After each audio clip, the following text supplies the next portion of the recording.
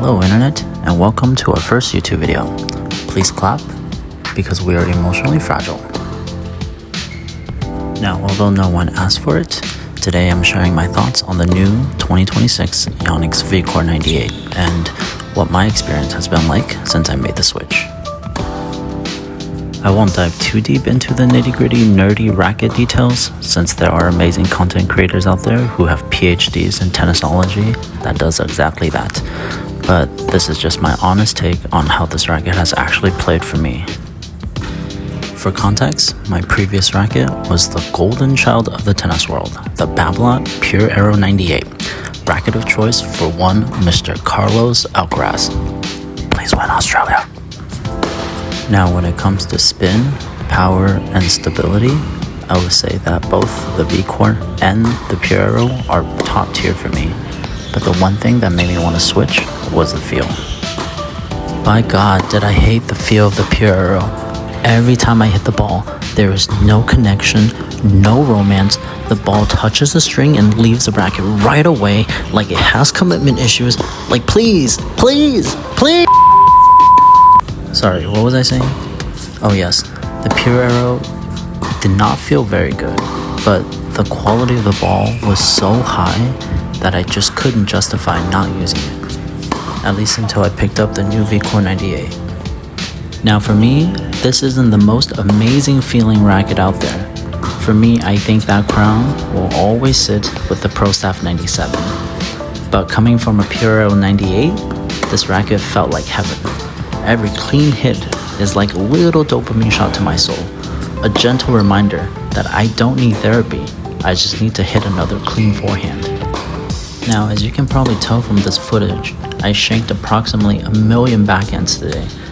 I wasn't sure why. It's because you suck.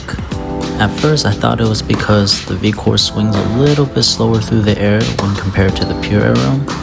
It feels like there is just a little bit more weight in the head, and when I really want to go for it, the racket just doesn't whip around quite as fast.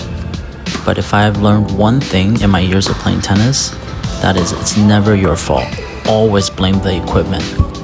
So I did notice that the grip was a little too small for me, so I did the obvious tennis player thing and blamed it on the grip. I added a leather grip, which made the grip size a little bit bigger, and suddenly, it was like magic. The backhand felt way more stable the next day, and I stopped donating shanks to the fence. No dude, it's your technique. Your technique is bad.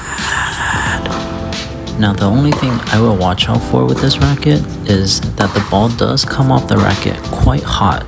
Like the launch angle of this racket is quite high. It's not a bad thing, but the racket practically begs you to hit topspin. Sometimes the ball will sail long when I really try to flatten it out, but I think this also might just be an adjustment period kind of thing. Or it's because you suck. But weirdly, for a racket with such a high launch angle, volleys actually feel really solid. Maybe it has to do with how stable the racket is on contact, but sticking volleys feel extremely satisfying on this racket. This was also another big reason why I decided to switch. Hitting volleys on the Pure Aero just didn't feel good. I mean, the quality of the volleys were okay, but again, it just felt like I was hitting volleys with a 2x4 sometimes. Anyways, I haven't hit enough serves with this racket to say much, but from what I can tell so far, it's pretty good. Lots of spin, accuracy is decent, you can flatten it out if you want. Overall, just a really versatile racket. Okay, that's enough chatting. Well, enjoy the rest of this clip of me hitting with my girlfriend.